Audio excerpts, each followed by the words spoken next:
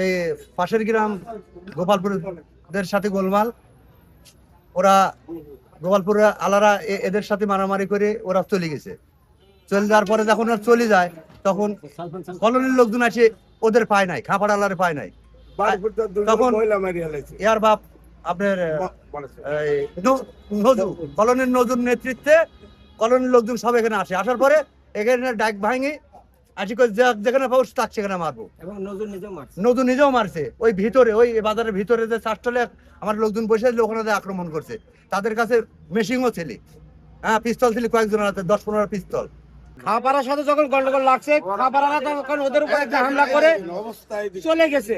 চলে যাওয়ার পর ওরা আবার লোক ডাইকে নিয়ে আসে, ফোন করে ডাইকে কলোনির লোক ফোন করে নিয়ে আসার পর আমাদের শিবপুরে একদম ঠান্ডা ভাবে নিরপেক্ষ ভাবে মানে বসে আছিল, কেউ কোনো গ্যাদারিং নাই। তখন ওরা কেন চা খাচ্ছে, তখন ওরা এসে কলোনি এসে দেরি করে নাই, ধুমধারাকা মাইরে, হ্যাঁ কথা নাই। তখন আমরা কিন্তু এখানে দোকানদারি করতেছি, কোনো আমরা এই পক্ষে জানি না যে ওরা যে এসে আমাদের শিবপুর উপর আক্রমণ করবে, কারণ আমরা তো শিবপুরে জানি না যে আমরা এখানে কি ওদের গন্ডগোলটাও ব্যাপার আমরা কিছু বলতে পারি। কিন্তু আমাদের যে মুরব্বী গুলা যেভাবে আহত করছে আন্দাজ আসে, মানে কি মাইরটা শুরু করছে, মানে এটা বিনা কারণে। আমরা রাজাপুর থেকে গাড়িটা ধুয়ে নারায়ণপুর আসতেছিলাম, এই মাত্রই মনে করেন ওখানে ঠেকা আমি বলতেছি যে গ্রিস করা হবে নাকি, ছেলে আবার বলছে না হবে না। পরে লোকজন আসি গাড়ি গ্লাস গ্লাস ভাঙা শুরু করছে, বুঝছেন। আমরা ঠেকা ওখানে মনে করেন উঠতে পারি না, মনে টাকা পয়সা যা আসলে গাড়ি নিয়েছে সব, মানে বেগেতেন খোঁজ করে মানে মেলা লোকজন দিয়েছে। পরে আবার করলে যাই মানুষ নিয়ে ছাড়িয়ে দেয়, পরে গাড়ি থামছে।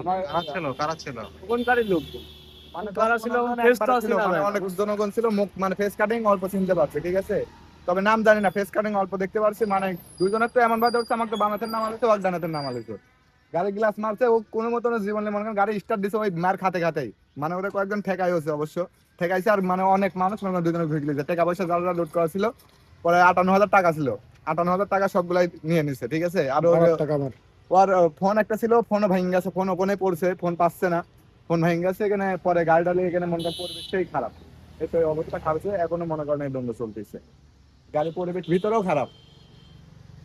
আমরা আজ সকালের যে ঘটনাটি সেটা শুনে এখানে এসেছি, এসে দুই পক্ষের দুই গ্রামের মধ্যে যে দ্বন্দ্ব চলমান ছিল সেটি দেখেছি এবং সেটি পর্যবেক্ষণ করে স্থানীয় গণ্যমান্য ব্যক্তির সাথে আমরা আলোচনা করেছি। আলোচনা সাপেক্ষে আমাদের যেটি মনে হয়েছে, তাদের সাথে আলোচনার সাপেক্ষে আমরা ডিসিশন দিয়েছি, তাদের সাথে বসে আমরা এই সমস্যার সমাধান করব এবং সে পর্যন্ত কেউই কোনো পক্ষই কোনো সংঘর্ষে জড়াবে না।